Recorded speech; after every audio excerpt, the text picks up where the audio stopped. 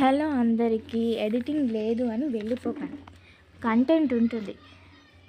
You trust me, నేను చెప్పేది చాలా బాగుంటుంది మీరు పూర్తిగా వినగలిగితే. ఇది మోటివేషన్ టైప్ కాబట్టి స్కిప్ చేయకుండా వింటేనే మీకు అర్థమవుతుంది. నేను ఇప్పుడు అలోన్గా ఎలా ఉండటం నేర్చుకోవడం గురించి చెప్తాను. ఒక స్టోరీ చెప్తాను, వినండి. ఆ స్టోరీ నేమ్ గజేంద్ర మోక్షం. స్టోరీ ఆల్మోస్ట్ ఎక్కువ మందికి తెలిసే ఉంటుంది. మనం చిన్నప్పుడు అందరం చదివే ఉంటాం. గజేంద్రుడు అంటే ఏనుగు. ఆ ఏనుగుకి చాలామంది భార్యలు ఉంటారు. ఒక 10,000 మంది భార్యలు ఉంటారు. ఆ ఏనుగు చాలా బలశాలి. ఆ ఏనుగు ఒకరోజు ఏం చేస్తుందంటే అందరి భార్యలతో కలిసి అలా షికారుగా వెళ్తుంది అన్నమాట. అలా వెళ్తుండగా గజేంద్రుడికి దాహం వేస్తుంది. కొంచెం ముందరికి వెళ్ళగానే ఒక కొలను కనిపిస్తుంది. ఆ కొలను దగ్గరికి వెళ్ళి గజేంద్రుడు తన దాహం తీర్చుకుంటాడు. దాహం తీర్చుకున్న తర్వాత నీళ్లు చూడడానికి చాలా బాగున్నాయి అని చెప్పేసి అందులో దిగి తను ఆడుకుంటూ ఉంటాడు. అలా ఆడుకోగా నీళ్ళన్నీ కొంచెం పాడైపోతాయి. ఆ మట్టి పైకి లేవడం అలా అవుతుండగా అందులో ఉన్న ఒక మొసలికి చాలా కోపం వస్తుంది ఆ ఏనుగు పైన. ఇక ఏం చేయాలో అర్థం కాక మొసలి ఏనుగు వెనకాల కాలు పట్టుకుంటుంది.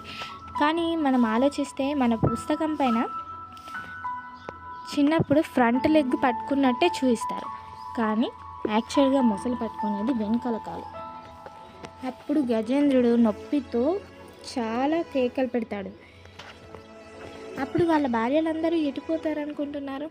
అక్కడనే ఉంటారు, నది ఒడ్డునే ఉంటారు. అందరూ చూస్తుంటారు, ఆందోళన పడుతుంటారు, కానీ కాపాడడానికి మాత్రం ఎవ్వరూ రారు. అప్పుడు గజేంద్రుడు చేసేది ఏమీ లేక తన ఆరాధ్యుడైన విష్ణుమూర్తికి పారాయణ చేస్తూ ఉంటాడు. అప్పుడు విష్ణుమూర్తి వచ్చి గజేంద్రుడిని కాపాడుతాడు. మొసలిని తన చక్రంతో తన హెడ్ తీసేస్తాడు, మొసలి హెడ్. దీన్ని మనం అర్థం చేసుకుంటే అంతమంది భార్యలు ఉన్నా కూడా ఎవరూ రాలేదు కాపాడడానికి. ఈ జనరేషన్లో ఎవరిని నమ్మాలో అర్థం కాదు.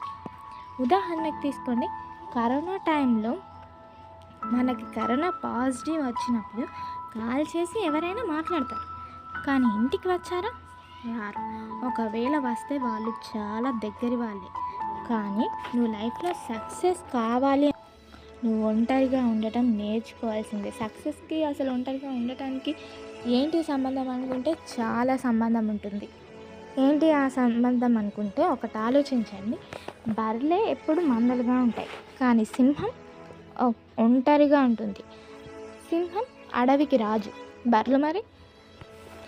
అలాగే కాకులు కూడా మందలుగానే ఉంటాయి, కానీ ఈగలు మాత్రం ఒంటరిగానే ప్రయాణిస్తుంది. దానికి కూడా ఒక ప్రత్యేక స్థానం ఉంది.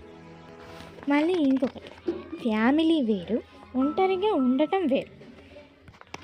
ఖచ్చితంగా నువ్వు సక్సెస్ కావాలి అనుకుంటే నువ్వు ఒంటరిగా ఉండటం నేర్చుకోవాల్సిందే. ఒంటరిగా ఫైట్ చేయడం కూడా నేర్చుకోవాల్సిందే. ఈగల్ని ఒక ఎగ్జాంపుల్గా తీసుకుంటే నువ్వు చాలా చాలా చాలా ఇన్స్పిరేషన్. ఒంటరిగా ఫైట్ చేయడం నేర్చుకో. అసలు ఎవరు కూడా ఆపదలో ఉన్నప్పుడు సహాయం చేయడానికి ఎక్కువ శాతం రారు. ఇప్పుడు ఖచ్చితంగా అక్కడ నా స్నేహితురాలు ఉంటే నేను వెళ్తాను, అక్కడ నాకు ఇష్టమైన వాళ్ళు ఉంటే నేను వెళ్తాను అని మనసులో అనుకోవచ్చు. ఓకే, వెళ్ళరు అని కాదు, కొందరు వెళ్ళిన వాళ్ళు కూడా ఉన్నారు, నేను చూశాను. బట్ ఈ జనరేషన్లో మాత్రం చాలా చాలా తక్కువ. నువ్వు ఒక్కసారి మార్నింగ్ 5 o'clockకి లేచి ఒంటరిగా వాకింగ్కి వెళ్ళండి. అప్పుడు ఫోన్ కూడా తీసుకెళ్ళకండి.